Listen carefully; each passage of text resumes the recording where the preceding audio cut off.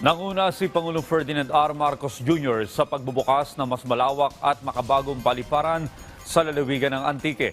Bukod sa mas mabilis at maginhawa ang magiging biyahe ng mga pasahero dito, inaasahan ding magbibigay dan ito sa pagdami ng mga turista, negosyo at ekonomiya ng probinsya. Ang detalye sa report ni Clazel Pardilla. Mula sa dating masikip at napag-iiwanang paliparan, ito na ngayon ang Antique Airport na binuksan ni Pangulong Ferdinand R. Marcos Jr. Malawak, moderno at komportable nang makakabiyahe ang mga pasahero.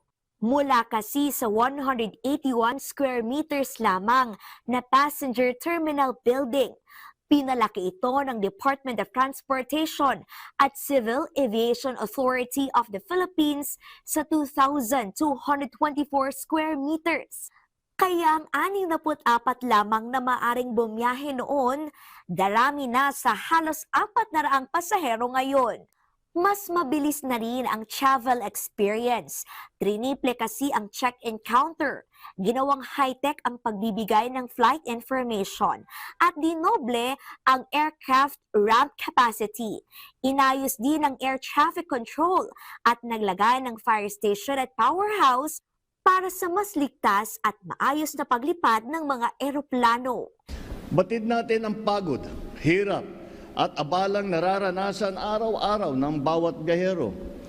Kaya naman, nagsisikap tayong may taguyod ang isang bansa kung saan ang paglalakbay ay mas mabilis, maginhawa, at magampara sa bawat mamamayan.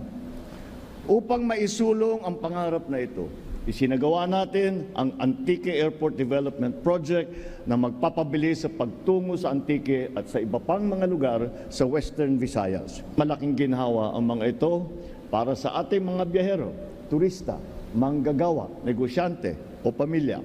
Sa lokal na pamahalaan ng Antique, hindi lamang ito bagong paliparan. Magbibigay daan ito sa paglago ng bilang ng mga turista, negosyo at ekonomiya ng probinsya.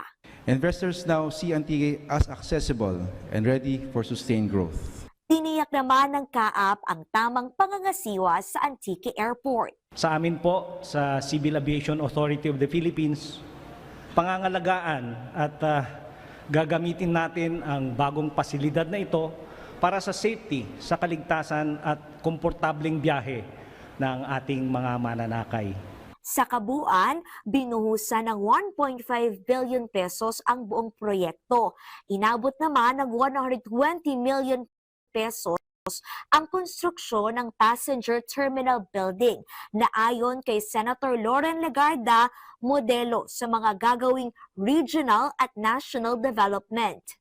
Ito ay isang magandang halimbawa na kung tama ang pinaglalagyan ng pera ng tao, makikita natin napakarami na kaya natin gawin mas mabilis, mas mura at mas maganda.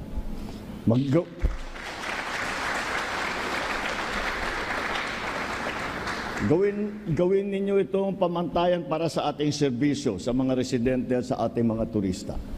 Tiyakin natin na isasagawa ng maayos ang mga proyekto upang mas mabilis itong mapakinabangan ng ating mga mamamayan. Clazel Pardilla para sa Pambansang TV sa Bagong Pilipinas.